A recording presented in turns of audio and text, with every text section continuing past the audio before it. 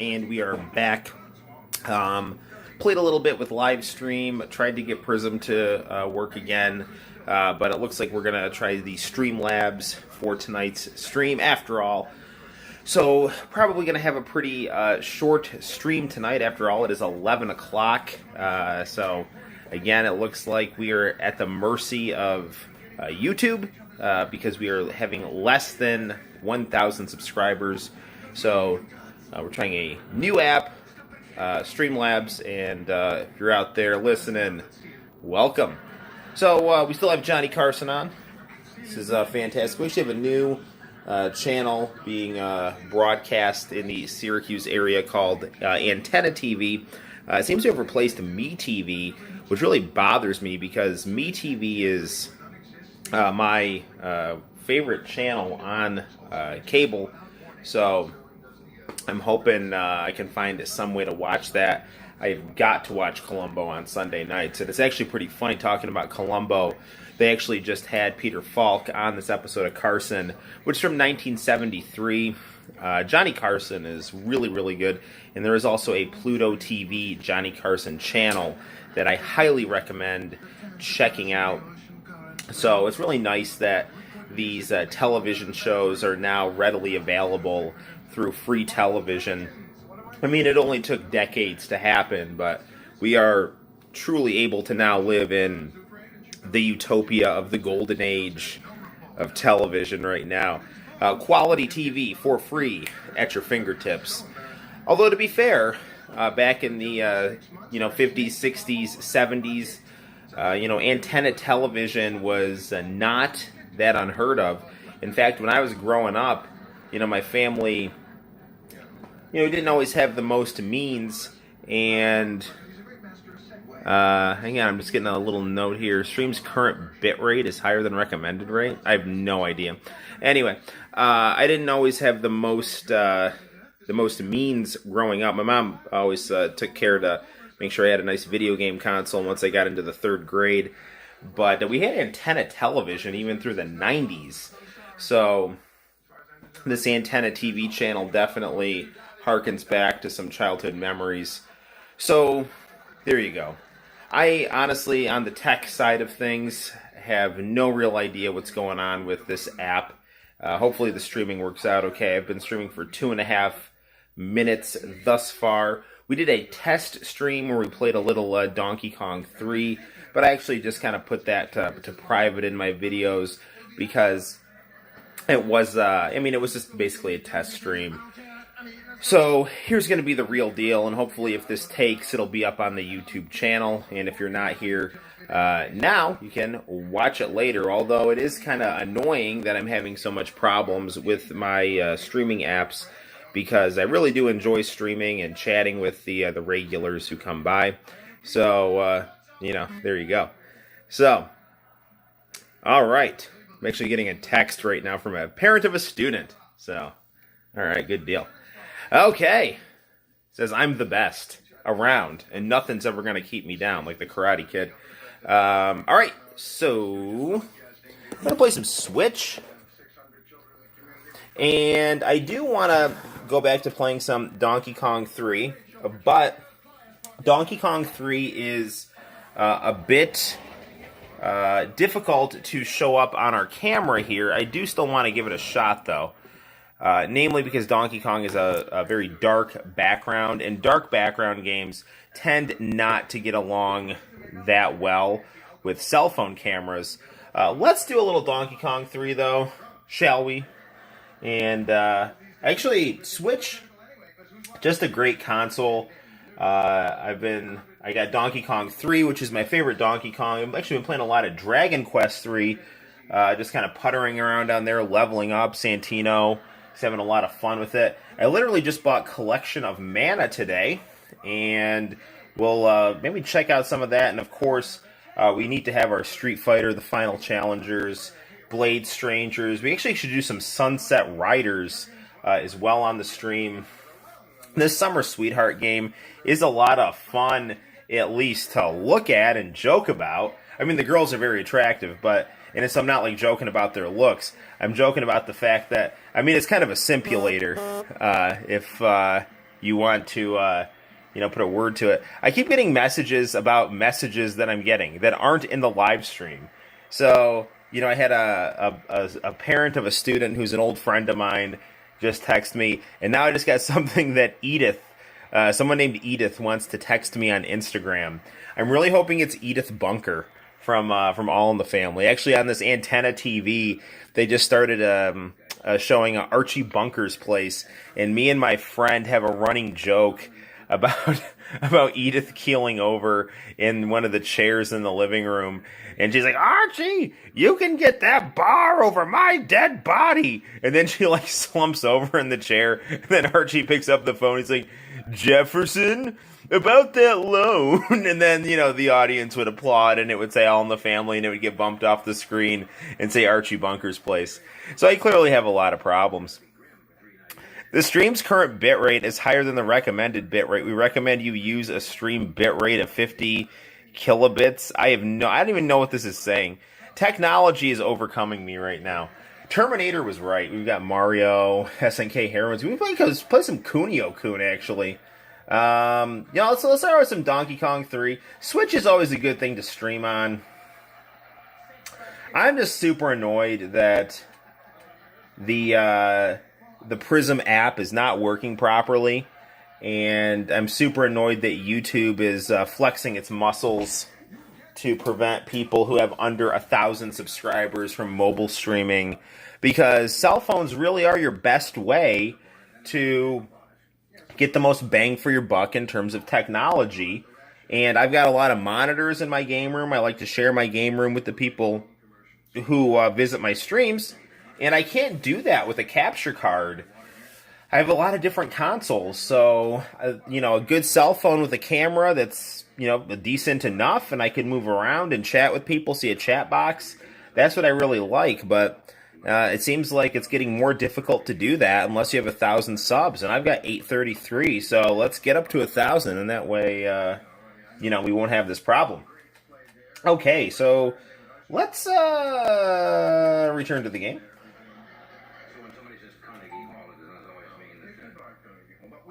And we'll try to get Donkey Kong up to the top here.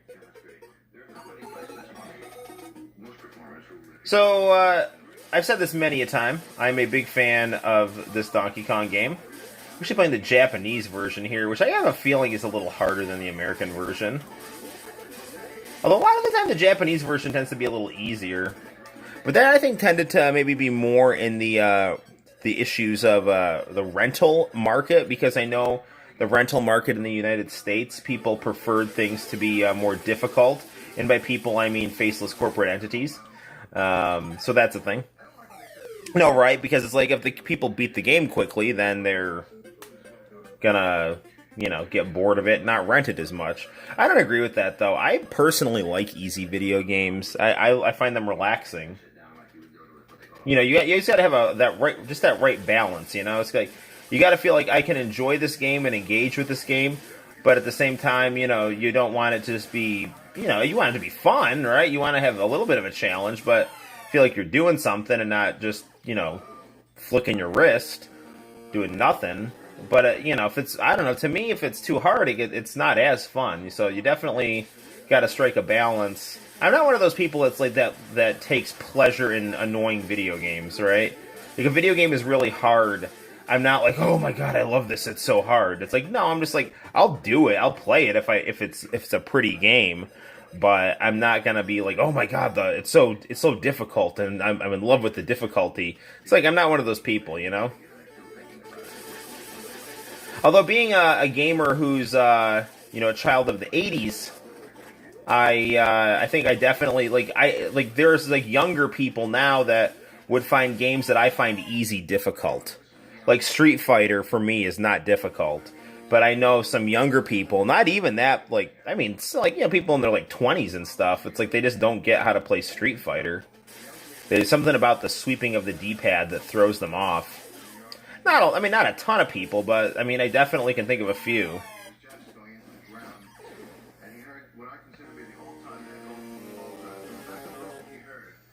I'm almost wondering, if we play the American version of this, if we have better luck. But I could just be legit out of practice on this. I mean, I used to get the high score on this at the laundromat all the time, though. I was so annoyed when they got rid of this at the laundromat. Because what I would do, before we had a house with a washer or dryer, I used to go to the local laundromat, and they had Donkey Kong 3 along with a bunch of other games, and the people who owned the laundromat got rid of it. I was really annoyed because what I would do is I'd go there and grade papers, and when I would grade papers, every so often I'd take a break, check on the wash, and, you know, just go play Donkey Kong for about 10-15 minutes until I, you know, lost. But I had the high score for quite a bit, and I got really into it. It was a lot of fun. Donkey Kong Jr. on the ColecoVision is phenomenal. Donkey Kong Jr. in the arcades, I think, is too hard. The original Donkey Kong, I really, really like. But I think this game is more fun because it's more intense. It involves more movement, more stuff on the screen. You have the fun of shooting. You know, these kids today in their shooting games. It's like Fortnite, you know, except not horrible. No, I'm just joking. I got a lot of friends in their 20s and 30s. It's like, Fortnite sucks. Like, I have kids that say Fortnite sucks. I have no dog in this fight, man. I don't know. I don't care. It's not really my style of game. I'm not a huge third-person shooter person. I'm more of a fighting game, Japanese RPG. More of a platformer type person. I like this type of video game as well. The 80s style arcade game, single screen. Kind of play to build up a high score. So I really enjoy this style of video gaming as well. Jeez. I know there's a lot of controversy behind games like The Last of Us Part 2. Because, now apparently, the left has just become an insufferable college seminar classroom. I don't even, I have these people, I don't know. I mean, I just always tell, I'm cool with whatever your political persuasion is. I just want you to be a thinking, honest person. And, I definitely, in full discretion, I'm a Catholic socialist who, in this current political climate, leans more toward the Republican Party. But I have friends on all sides of things. But I will tell you, the people that I end up dealing with on the left side of things are the kookier of the bunch. Although that's definitely not exclusive to that side of things. I've definitely dealt with some pretty kooky people on all sides of the aisle. But I just have these left-wing friends on Facebook, and they'll just give me these articles that think that they're saying something, and they're in fact saying absolutely nothing. It's like, well, we wrote a lot of words, so it looks like we made a point, and it's like, okay. I remember, was it Hobsbawm, the British Marxist historian? I remember Chomsky, is big on the Spanish Civil War because he's an anarcho-syndicalist, and for Chomsky, as a kid, he really looked up to the Spanish anarchists. I think Chomsky is not critical enough of anarchism as a theory, but Chomsky's anarchism merges with left-wing Marxism, which is, basically radical social democracy. But anyway, what I was saying, I remember reading some article that I think his name's Hobsbawm, if I'm pronouncing it right. That he's just trying to stick up for the communists in the Spanish Civil War, and he didn't have a leg to stand on. And I just remember him writing this really long article that had in my opinion, didn't have much of a point to it. It's just these people just write a lot. There's something to be said about the beauty of the written word, and kind of you're reaching for high thoughts, and therefore you're using polysyllabic things to kind of parallel what you believe to be the majesty of the concept that you're dealing with. That's cool. Did he do okay? Okay, I guess I did okay there. No bonus, though. Try to get him up here. What was I saying? Oh, yeah. Marxist historians who just talk a lot and use jargon to kind of cover up for the fact that they don't have much to say. And I mean, if you actually look philosophically at Marx, I think as a family man, he was a failure, but because he cheated on his wife and couldn't hold down a job, and one of his kids died. But I mean, as a thinker, I mean, he was a passionate person who really, I think, tapped into some powerful criticisms of capitalism. And they're definitely worth looking at. And a lot of it merges with Christianity, even though, I mean, he was part of the kind of secular atheistic tribe of academics. He definitely was a person who, he I think, appreciated, right and wrong. He was not a lunatic. And he did care about he did care about his family. He wasn't a monster or anything. He was just kind of a weak person who was in love with his ideas more than the welfare of his family. But his critique of capitalism, I think, is, pretty spot on, especially for the 19th century. And there's definitely principles of his critique that continue to this day. So, I mean, I think Marx the person versus the people who take up his name and act like idiots are two different things. And you can say that with any kind of powerful thinker. You can certainly say same thing about Catholicism. I mean, there's plenty of people who bear the name of Jesus and act like morons.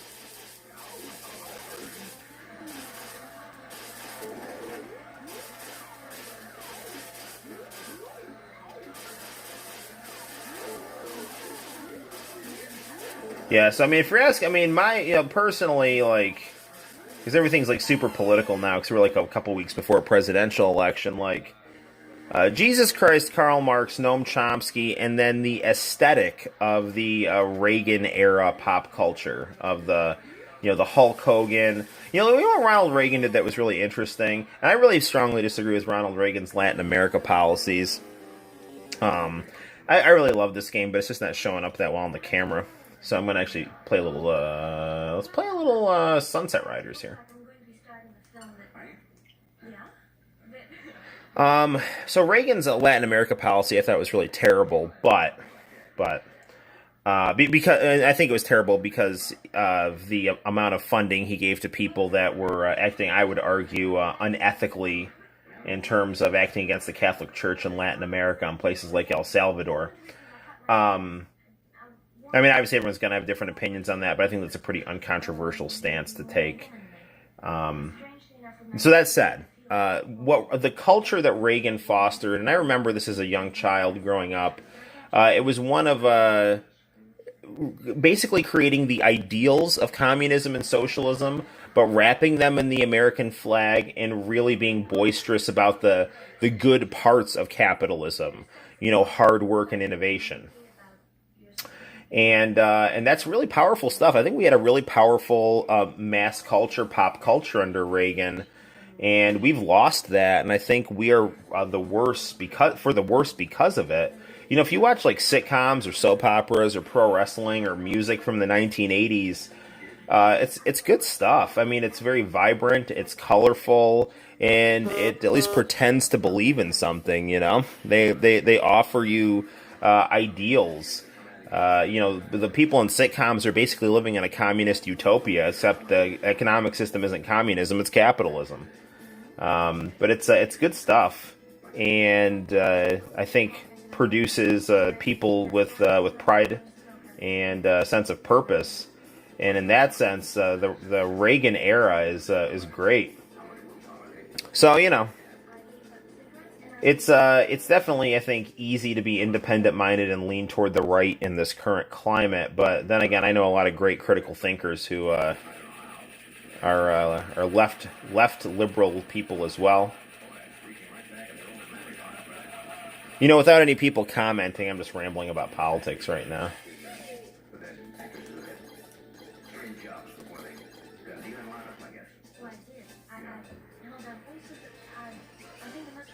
Man, Carson's always got these 70s chicks on his show. Good for you, Johnny. I have not played a whole lot of Sunset Riders. I actually just downloaded it last month, and I never got a whole lot of time to play it, and I'm playing it now, and I'm really liking it. I think this is actually going to be a really fun game to stream. I wish I had a better... I mean, I just don't know if people just aren't... I think people just aren't on the stream right now, which is fine. But I know in the past when I've used Streamlabs and people do show up, I can't see them. There have been times... I'm a big fan of spaghetti westerns. That's why I chose the Clint Eastwood style guy.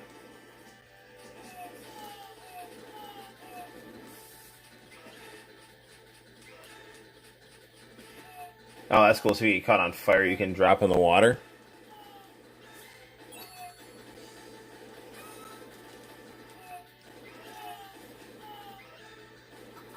So you get dynamite here. Please tell me these chickens give me health. Ah!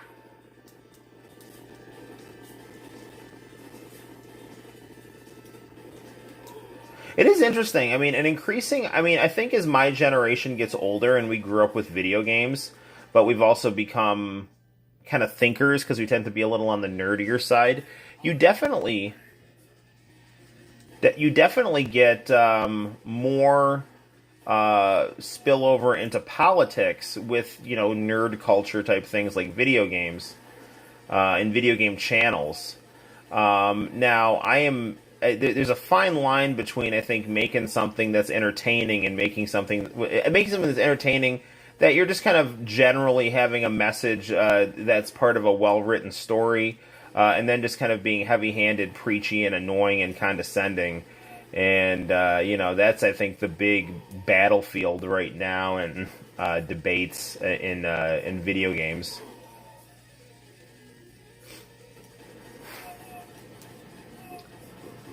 And, then the other thing that's just concerning, too, is as we shift increasingly into capitalism has this way about it of, Marx talked about it, communism kind of grows organically out of capitalism in the sense that, communism, the whole thing's like, well, we all share resources, right? And with the advent of the internet and being able to digitize information, stuff is easily accessible. It's almost communally owned. The problem is that, if the people communally owning it are, too powerful, let me put it this way. The people are making it so it can't actually be communally owned or like giant corporations, then what ends up happening is you end up getting someone in charge of that technology, and it ends up, people end up in a weird situation where it becomes more totalitarian, not necessarily in a gulag sense, but just in the sense of, aspects of your life and your thought and your speech are now regulated and controlled, and you're going to get to a situation where you could, get into just in terms of like what you own in terms of like pop culture products or what you look up online. Those things can be erased, and like how Stalin erased Trotsky. It's not good. Man, I got nothing but good things to say about this Sunset Riders game. This is fantastic. I always heard good things about it, but I never actually went through it. I think I played a little bit of this on one live stream, but it was super late. Speaking of being super late, it's super late now. Like with this Streamlabs live stream, like I can't even label the... I don't even know how to label my live stream. With PRISM, I had a label for each live stream. This would be This is our 50th live stream right here. But, normally I'd have True Sinister popping in, I'd have Arrow popping in, I'd have Nathaniel popping in, or not Nathaniel's his brother, Nick popping in, sorry, Nick. Diego. It's like, we definitely have our, we're not like busting at the seams, we're not like Dr. Disrespect or anything, but we definitely have our loyal viewers, and I really appreciate their loyalty. And, with that PRISM streaming app, we really found a nice way to communicate with each other, do things nice and reliable. And now apparently PRISM is making it increasingly difficult to stream. Whenever I try to stream off it, it just keeps saying that YouTube can't be reached, going through YouTube Studio, and I try to log into YouTube Studio, and Says it's not a safe server to use, or so, I don't even. It's this weird stuff.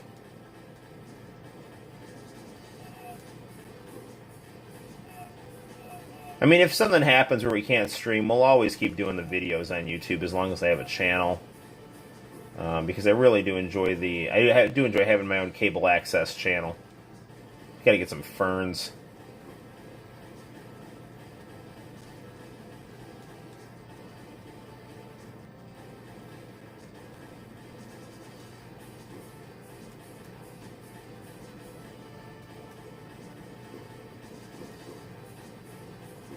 Kind of reminds me a little bit of the fights in Michael Jackson's Moonwalker, just with the amount of like moving and shooting.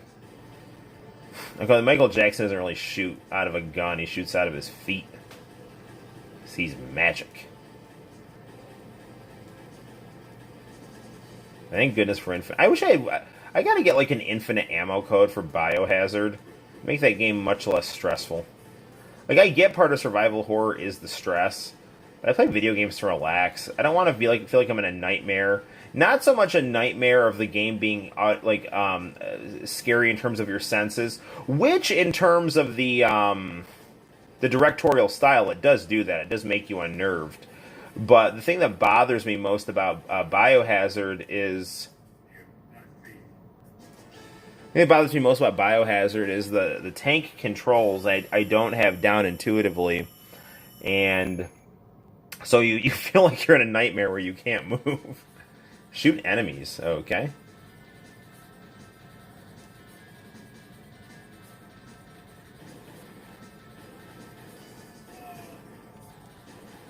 This is hard.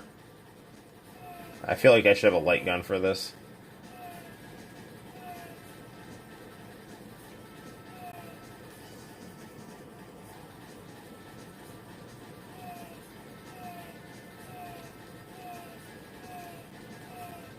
This kind of does remind me a little bit of a Snatcher. Although Konami made this game, so it makes sense that this reminds me of Snatcher. I'm a little concerned. Our one computer monitor, the menu keeps popping up on it, so I don't know. I don't know if I'm going to have to retire that one or switch monitors. This is a first world problem, my friends. Dark Horse. Alright. He looks like an interesting fellow.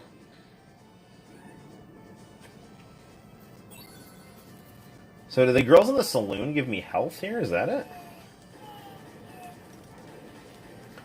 You know, the great thing about having these beat-em-up games on an arcade system like this is, you can just play it till you win. Which to me is a lot of fun. I used to complain, like... I mean, I definitely get why they... give you such limited continues when these go to consoles. But I always would complain to my friend, like, that money that went into the cash register when I bought this game, the sound it made, that should be the sound of me getting infinite continues, Like, this is some BS. How do I jump over this thing? So I just gotta time it.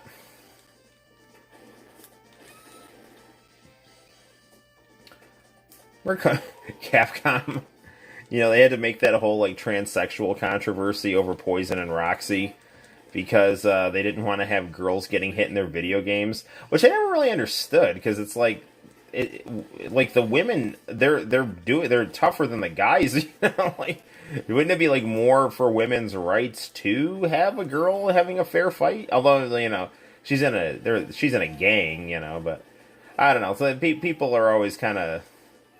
Is Poison a transvestite or a transsexual or just a girl? It's anyway. The whole thing. I mean, it's something very simple. It's a girl character, but because of all this fear of censorship and Karens and whatnot, the character now has all this weird lore behind it and controversy. The only reason I'm bringing that up is because they got no problem having cowgirls in these games coming at you.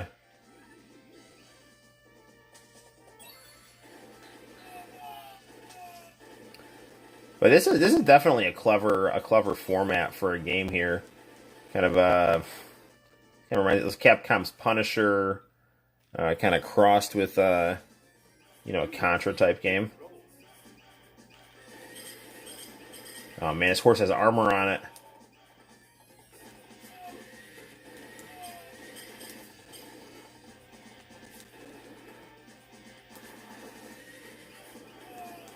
I think that Super Nintendo Contra, the opening is like, we should pursue aggressively, or so. I don't remember the exact line, but it's something like that.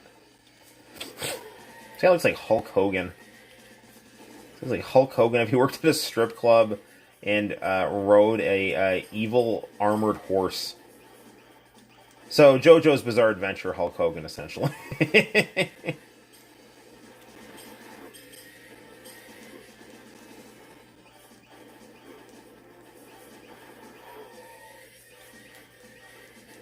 JoJo's so good because Araki's so like influenced by Prince and David Bowie.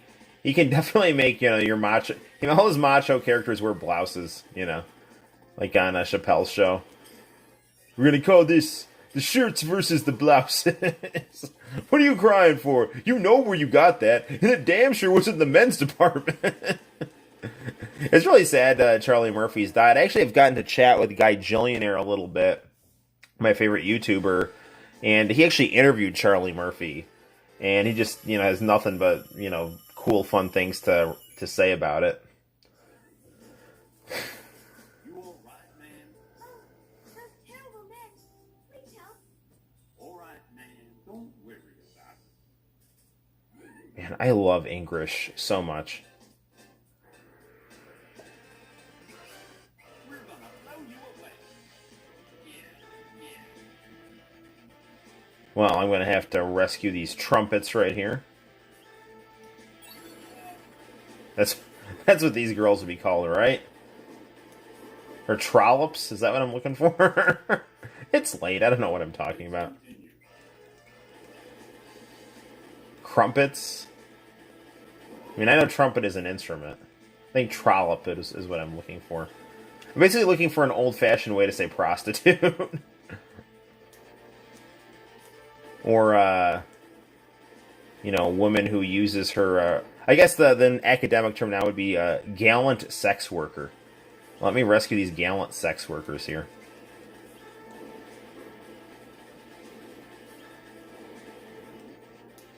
I have a minor in women's history, so it is what it is. I gotta try to hit these guys without hitting these girls. I'm coming, little lady.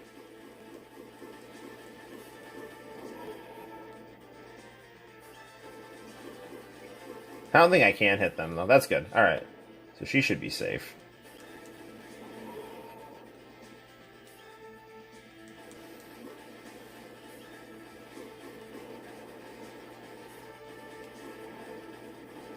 And yeah, the Switch is so good, just for the eclectic types of games you can download. I mean, the Xbox One and the PS4 are great as well for digital games, but you know, the Switch's library is just very, very good, just for the amount of great Japanese titles you can get on it. I know, it's really weird. All these YouTube commentary channels nowadays, they're all talking about, you know, how these, you know, woke journalists are, you know, they always throw shade at Japan. I mean, Japan is the gaming capital of the world, and I think it's the cultural capital of just cool stuff. Pretty comics, pretty cartoons, awesome music. And they see cool things about American culture that we don't see. I see it, because, you know, I grew up, you know, when I was little, not having a lot, so, you know, I'd turn on stuff and, you know, see like Baywatch and Thunder in Paradise and Knight Rider. I always looked at that as, that's awesome. I want that, you know. Not even with like greed or anything. It was just like a wonderful aspiration.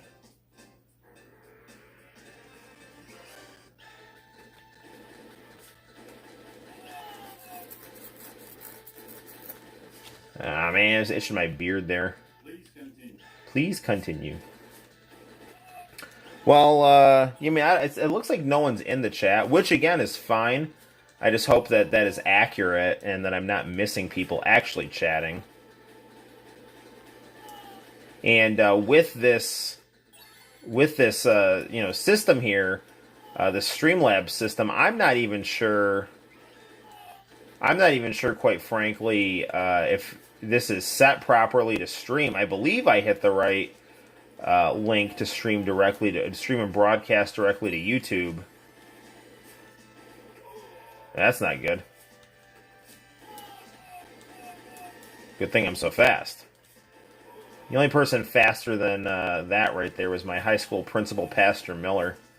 I saw that guy chase down a bus. That guy's like, he looked like Vader. And Pastor Miller is my all-time favorite teacher. But if you can imagine Vader as a Baptist preacher high school principal, that was Pastor Miller. But super nice too. Vader's kind of by various accounts, was kind of an a-hole. Paul Orndorff, for example, and my friends in minor league wrestling who worked with him.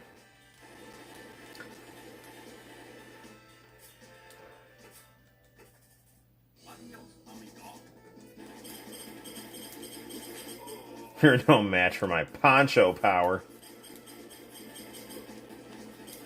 Or are you? Man, I'm trying to get behind this dude.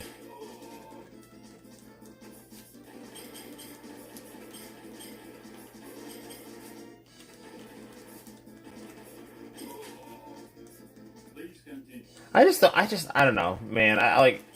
I'm sure the more I badmouth YouTube, the harder it's going to be on me, but I don't understand why. I mean, I guess I do, that they just want to limit people with small channels, because it's more people the more people there are on the platform with power, the harder the platform is to control, but it's just, it's unfortunate because we have such wonderful technology and it's just being kind of arbitrarily limited. And, it's not like, 1,000 subs they don't really help you with that, man. It can take a while to get 1,000 subscribers if you're not, a really, really attractive girl or someone with a massive editing budget, I just want to be a cool guy that, shares my interests, whether it's video games or philosophy, politics, comic book, art, my artwork, manga, music, Japanese stuff, 80s stuff. That's what I want my channel to be. It's I don't even care about making money. I just do it because I want to have my own little cable access channel. And, live streaming is a big part of building your YouTube channel and just, kind of communicating with people, meeting new people, having a great social dimension to this, to the media.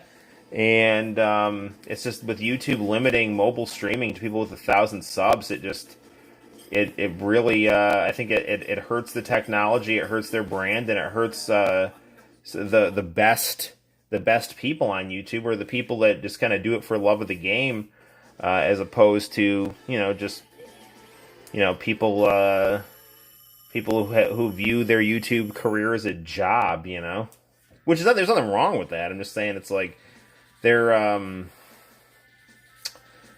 opinions. Was it Plato who said, it's if you're making money for what you're doing, that should come with suspicion.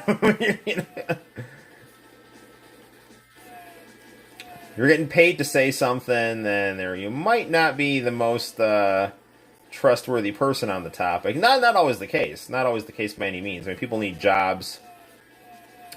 And if they have real insights about things, that means that they, have value, and they should be compensated for their value in terms of what they can bring to the table in terms of thought. But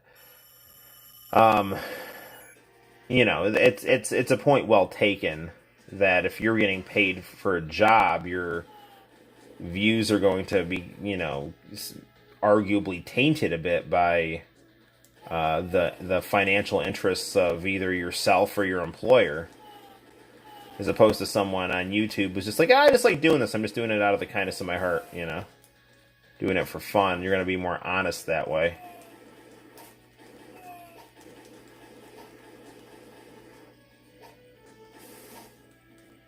This is I'm sure woke Twitter would be having a field day with this level here.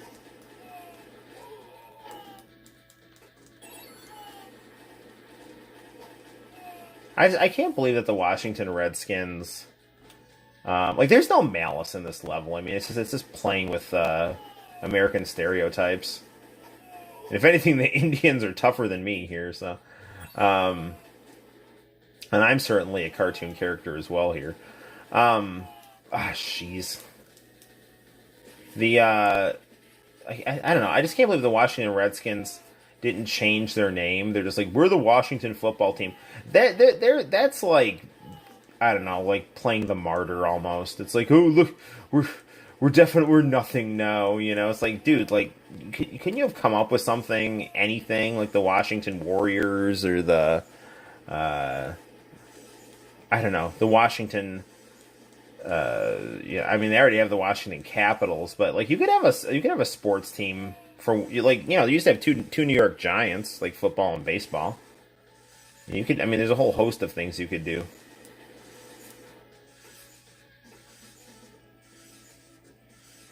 Just trying to think, like the Washington Representatives. I don't know.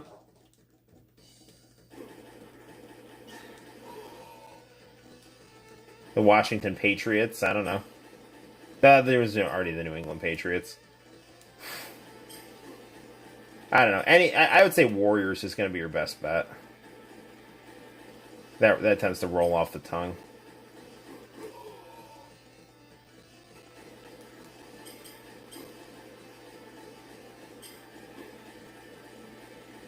I live in Syracuse. I live under Syracuse, New York. Not in Syracuse. I think Syracuse is an overrated city, but I mean, it's cool. It's a cool city, but it's definitely overrated. It's got its, you know, economic decline and crime kind of thing going. Lots of cool local stations, though, TV stations. I say this because, like, for years, there was the Toronto Blue Jays AAA baseball club, the Syracuse Chiefs, and then they started calling them the Syracuse Sky Chiefs, which is really stupid. Because they're like, well, we don't want to have this be offensive to Native Americans, and it's like, now all of a sudden your team's name has no meaning. Like, a Sky Chief isn't a thing. Their logo was like a bat plane, like a baseball bat with wings. It made no sense.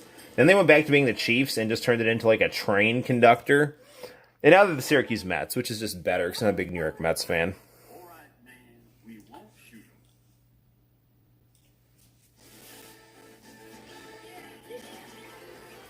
him. All right, left the Indian and his lady friend are no longer a problem. Paco Loco. That sounds like another JoJo's Bizarre Adventure character. I'm pretty sure it is. I'm pretty sure it's a Steel Ball and Run character. Poco Loco is a character, I believe. I think he's got the Hey Ya stand. I've been reading through Steel Ball and Run on YouTube, actually, up again. I think the last part I left off on was the scary monster part with Diego. I like Steel Ball Run Dio. He's cool so far. He's definitely less of an a-hole. Although that might change once, because I know, you know, stuff starts happening with Valentine and different dimensional versions of characters. Please continue. I just keep thinking that, like, post-COVID Trump is going to turn into, like, a male model. Like, like Funny Valentine starts off like this schlubby old guy, and then gets part of the Holy Corpse, and, like, all of a sudden he turns into, like, this chiseled dude, you know? Wearing a women's power suit, you know? He's like a chiseled model superhero wearing, like, an 80s pantsuit. That's Funny Valentine.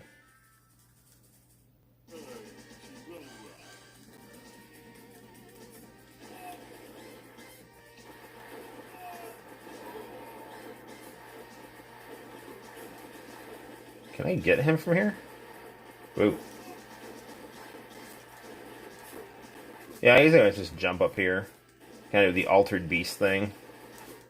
Or Mega Man thing. Just pick a good spot and try to time this properly. This is going to take a while, though.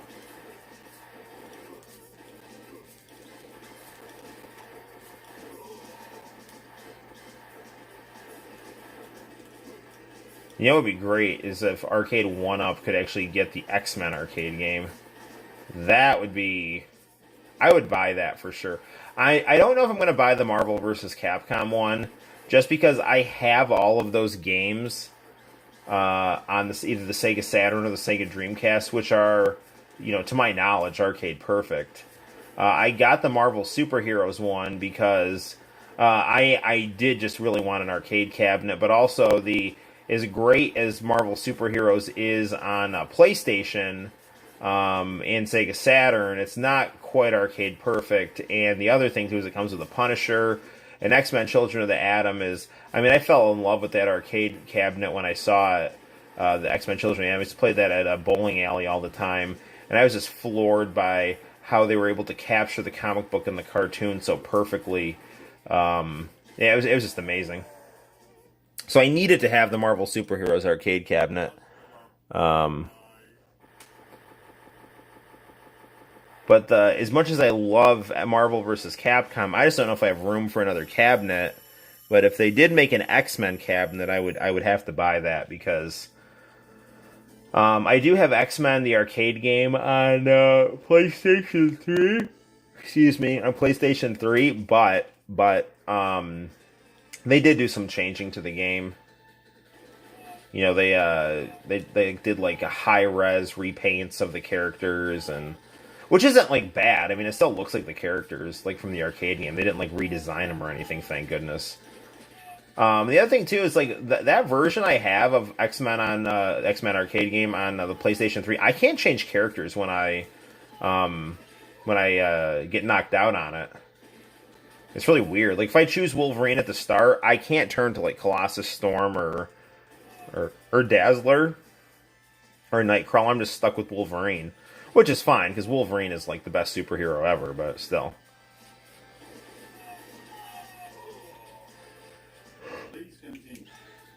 If I'm not seeing, if like people are watching this and putting comments, you know what we did like when we first started, I'll like go and look at the comments and then do a response video. I think we did that before when I used Streamlabs.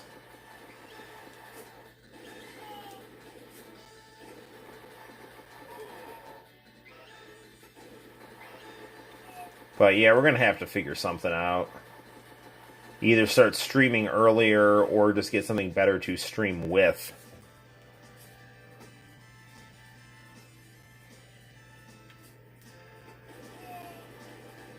But luckily I know how to talk to myself, so we're not just looking at dead air here.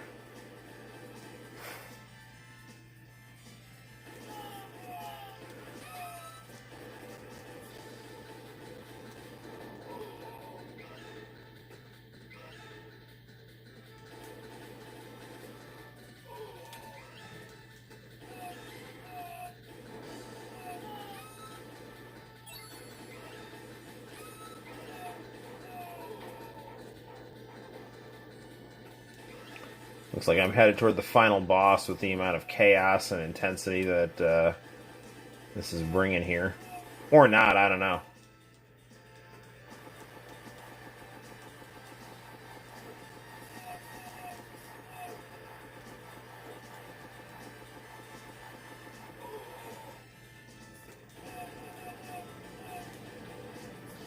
I'm trying, man. There we go. It's like saying, hurry up. It's like, I'm trying, but like I'm getting, you know, shot at from like 5 different angles here.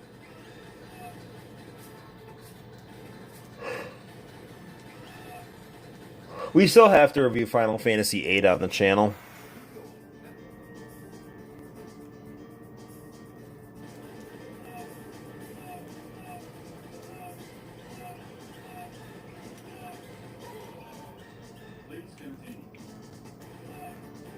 I will definitely continue. This evil oligarch looking down at me from his balcony as a symbol of his elitism and class villainy.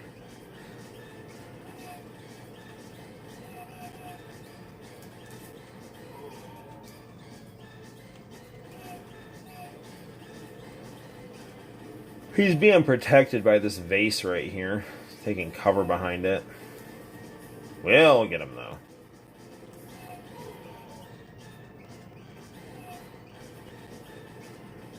There he goes.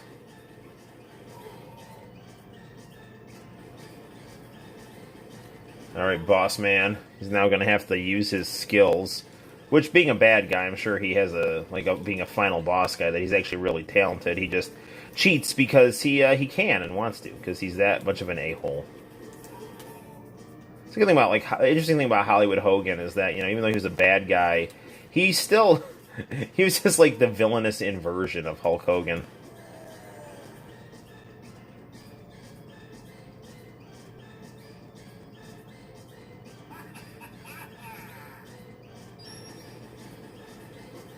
Oh, okay. I thought he was done. Oh, he must have had a bulletproof vest on. Or a little piece of metal. He actually, speaking of WCW, he did the whole Bret Hart, Goldberg spear block thing there.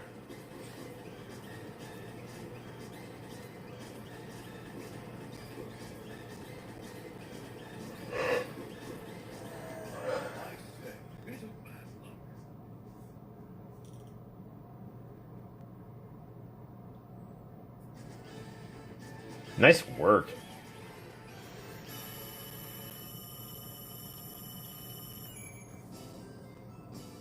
Alright, looks like we can kick back and enjoy a nice ending here.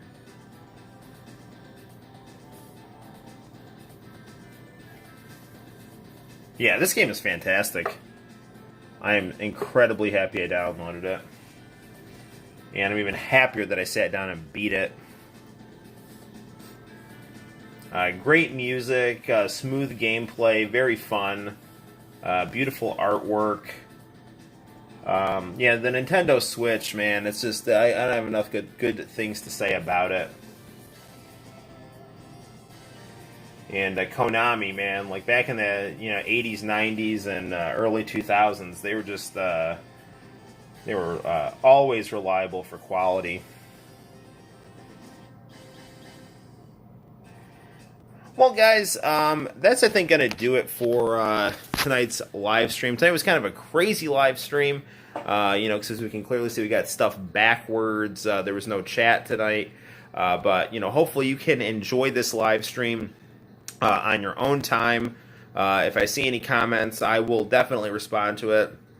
And just, thanks for watching, or thanks for watching in the future. Stay tuned. We'll figure out a way to smooth out all this live stream nonsense, and be always on the lookout for videos. Just the 10 to 20 minute variety on a whole host of fun topics. So, till next time, guys. My name is Noel. You take care, and I'll see you in the very near future. Bye bye.